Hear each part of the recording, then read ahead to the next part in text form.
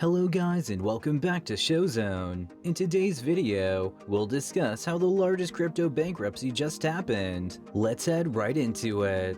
The recent bankruptcy. It shouldn't come as much of a shock that Celsius has filed for bankruptcy this week. In most cases, the game is finished once a platform has frozen the assets of its customers. But despite the fact that this was anticipated, it's still a very significant development for the sector. In October 2021, the CEO of the cryptocurrency lender, Alex Mashinsky, stated that the company managed assets worth $25 billion.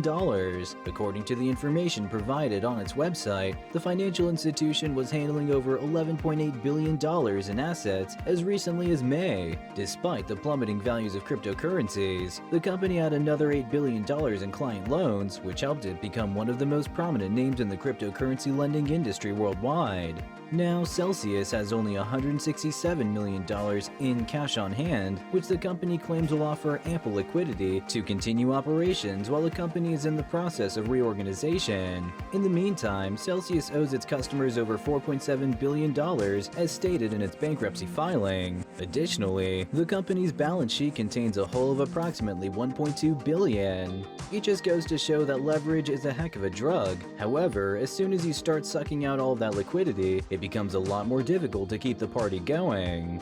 Who will get their money back? The assurance of substantial benefits was a key factor in the rapid recruitment of new customers. According to Celsius, the company has 1.7 million customers as of the month of June. The petition for bankruptcy submitted by the company reveals that Celsius also has more than 100,000 creditors. Some of these creditors gave the platform cash loans without requiring any security to support the agreement. Those creditors will very certainly be at the front of the queue to get their money back, if there is anything at all to be taken. However, little investors like mom and pop will be left holding the bag.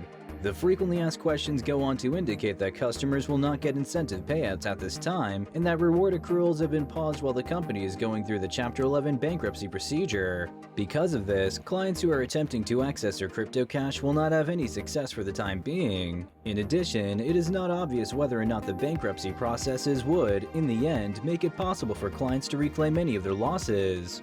Any digital asset that's transmitted to the Celsius platform is considered to be a loan given by the user to Celsius, as stated in the terms and conditions that are provided by Celsius. Because Celsius did not provide any kind of collateral, the cash contributed by customers were effectively merely unsecured loans to the site. Also, make sure to write your thoughts on this crash in the comment section below. What went wrong and what does it mean for crypto? The primary issue facing Celsius is that the over 20% APY that it was advertising to customers was not actually being offered. In one of the lawsuits that has been filed against Celsius, it's alleged that the company ran a Ponzi scheme in which it rewarded early depositors with money that it collected from the new users. In order to maintain the viability of its business model, Celsius also put its money into other platforms that offered returns that were just as astronomically high.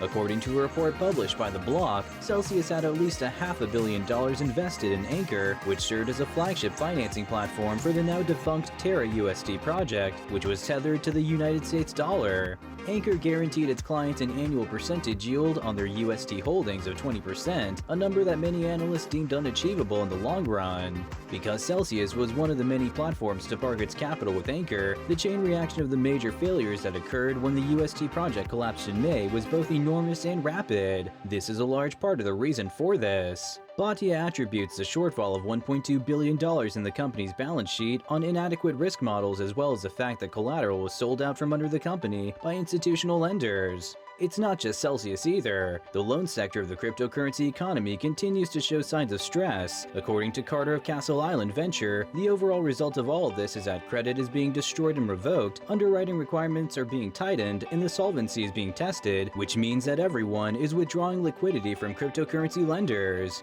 In the United States and abroad, Carter anticipates a global inflationary deleveraging, which in his opinion, will only further strengthen the argument in favor of stablecoins, which can be thought of as a comparatively hard money, and Bitcoin, which can be thought of as truly hard money. What do you all think about this bankruptcy? What will it mean for crypto in general? Let us know in the comment section down below. But this brings us to the end of today's video, so I hope you guys had fun watching it. Give us a like if you did and subscribe to our channel to stay updated. Also activate the bell so you definitely won't miss any of our future uploads, and watch the 2 videos that are on your screen now because I'm sure you'll love them too. With all of that, we'll see you all in the next one, but until then, goodbye.